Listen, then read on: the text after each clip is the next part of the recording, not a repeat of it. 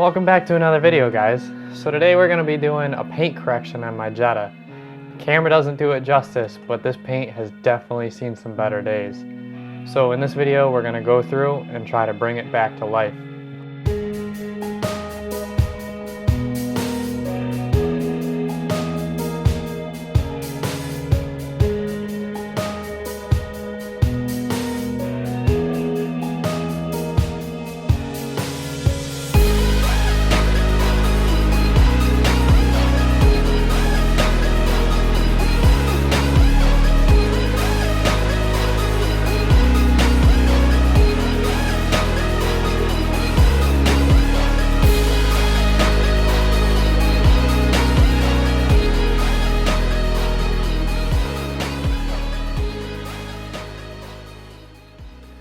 So the first thing that I'm doing here is I'm trying to get this old duct tape off.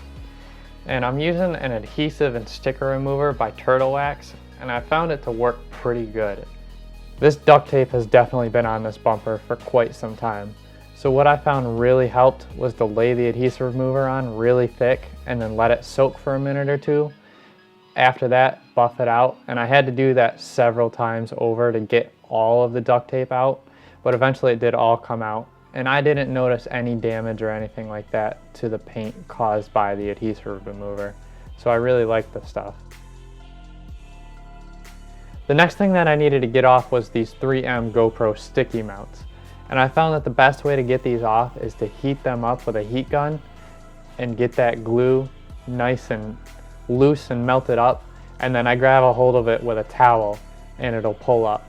After that, I use the adhesive remover again to clean up any leftover residue, but I've noticed that the glue that is on these sticky pads, it kind of balls up like boogers almost, and it's kind of a pain in the ass to clean up. It doesn't just buff off like the duct tape does, so you got to kind of pick up the little individual balls of glue or you just end up smearing this snotty mess all over the car.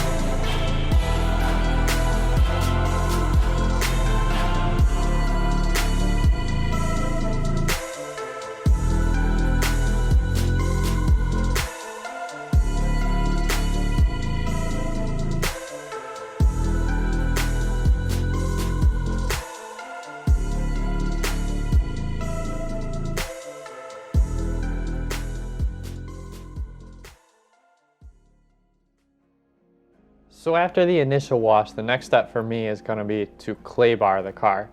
And this step is to remove any more impurities that didn't come off during the initial wash. If I were to skip this step, any of those impurities that weren't removed during the initial wash would end up being grinded into the paint during the buffing process. So really, I just end up working against myself and possibly causing more harm to the paint, as well as causing deeper scratches than are already there.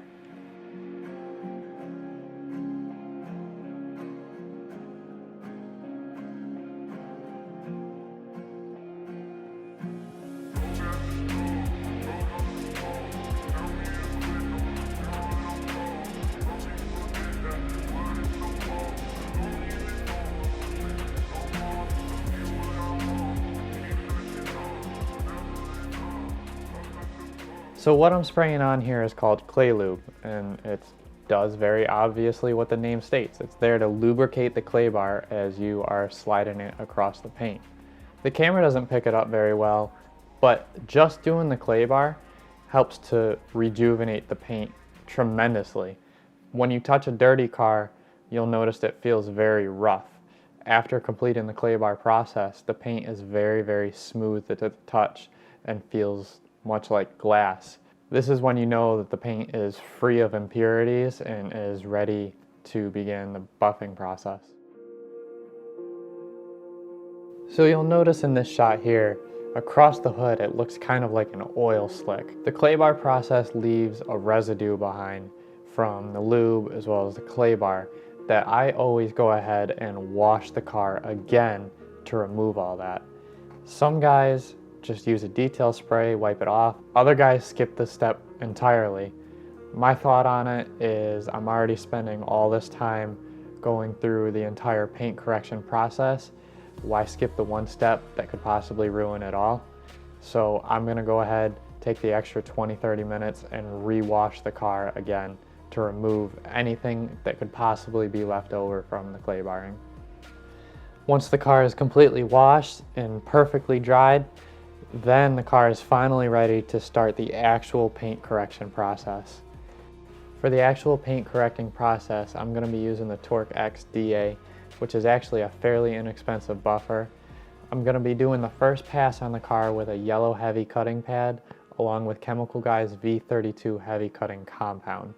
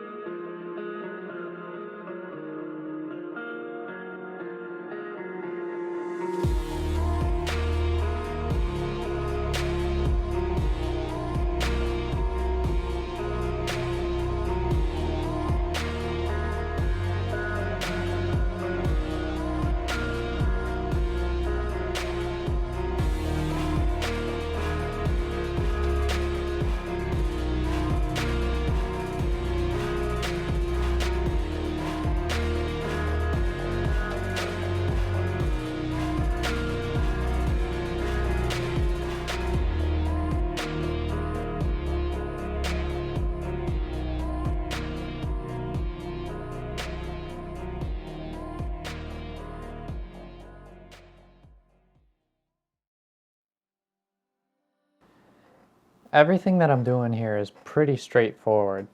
I'm doing roughly a 6-foot square section at a time, whether that's a 2x2 or a 2x3. The car is fairly small, so the sections look a little bigger than if you were to be doing a bigger vehicle.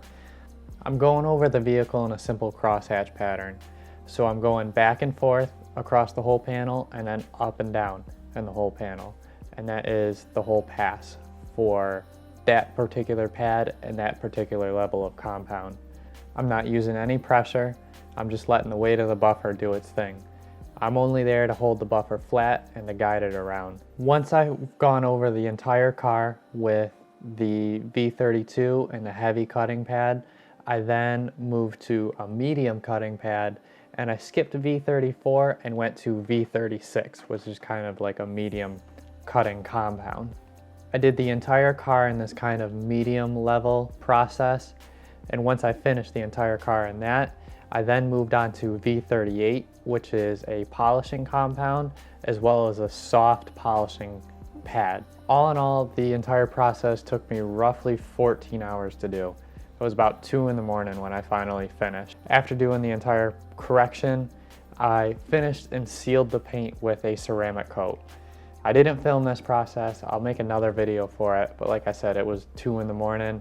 I was pretty much just done. For being a 20-year-old car that has seen some better days, I am super happy with the result. Obviously, it's not going to be perfect, but I am seriously happy with how it turned out. Here are some before and after pictures. I really don't think that the camera does it justice, but I think it looks great and I'm super happy with it.